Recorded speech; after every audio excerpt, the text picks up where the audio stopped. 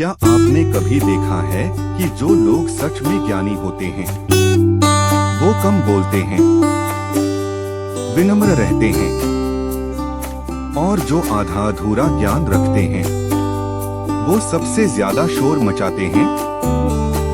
गौतम बुद्ध ने एक बार कहा था, अध जल गगरी छलकत जाए और जो पूर्ण हो वो मौन हो जाता है।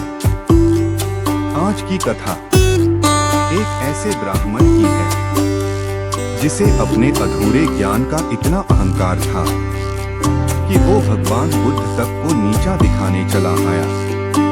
लेकिन जो हुआ वो इतना गहरा था कि वो ब्राह्मण न केवल बुद्ध के चरणों में गिर पड़ा बल्कि उसका पूरा जीवन ही बदल गया। मगध का एक विद्वान ब्राह्मण नाम था अहंकाराचार्य। उसे 4 वेदों का ज्ञान था, संस्कृत श्लोक कंठस्थ थे और वह जहाँ भी जाता अपने पांडित्य का ढोल पीटता। उसका पहनावा भव्य था, शब्द जटिल और चाल में गर्व, लेकिन अंदर से वह खोखला था। वो दूसरों को नीचा दिखाने में आनंद महसूस करता था। वो ब्राह्मण नहीं, एक चलता फिरता घमंड था। उसका ज्ञान जल नहीं, एक छलकती गगरी थी, आधी भरी लेकिन पूरी गूंजती हुई। एक दिन नगर में समाचार फैला, सम्यक संबुद्ध भगवान बुद्ध स्वयं राजगृह में पधारे हैं। उनकी वाणी से हजारों लोग पथ पा रहे हैं।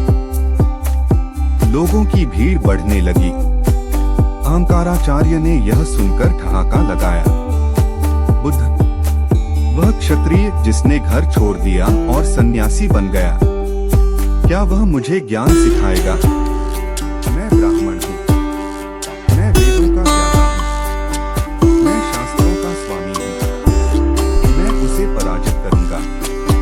अहंकाराचार्य अपनी शिष्यों की टोली के साथ बुद्ध के पास पहुंचा। बुद्ध वटवृक्ष के नीचे मौन साधना में बैठे थे। हजारों श्रोता मौन साधे सुन रहे थे।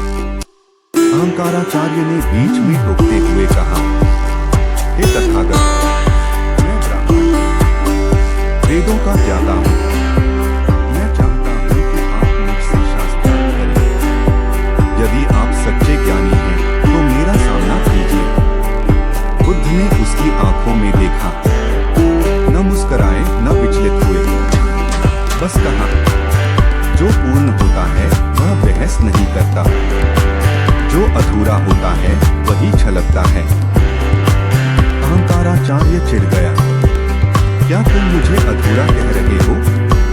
बुद्ध बोले, तुम नहीं, तुम्हारा व्यवहार खुद को अधूरा सिद्ध कर रहा है। बुद्ध का एक अद्भुत उदाहरण।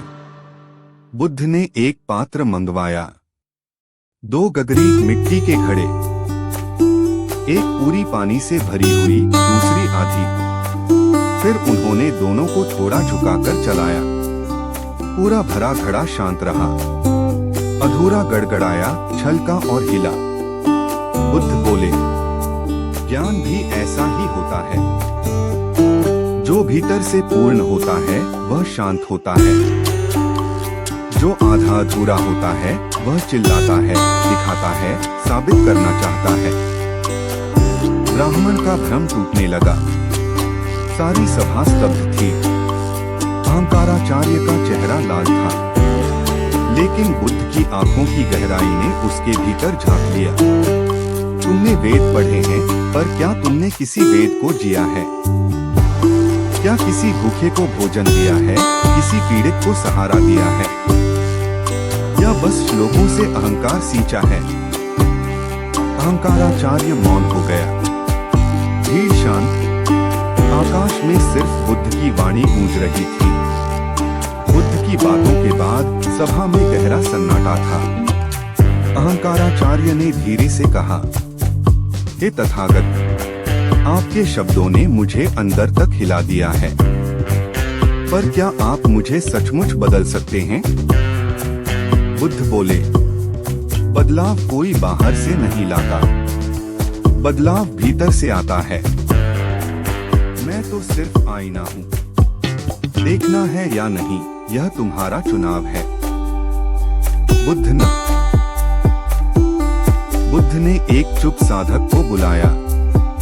नाम था चंद्रिका। वो एक सामान्य किसान था जिसने कभी वेद नहीं पढ़े थे। बुद्ध बोले, चंद्रिका, बताओ ज्ञान क्या है? उसने हाथ जोड़कर कहा, जिससे किसी का दुख कम हो जाए, वही ज्ञान है। अहंकाराचार्य चौंका। इतना साधारण उत्तर? बुद्ध मुस्कुराए। ज्ञान का असली मूल्य उसकी सरलता में है। जटिलता केवल अहंकार को सुहाती है।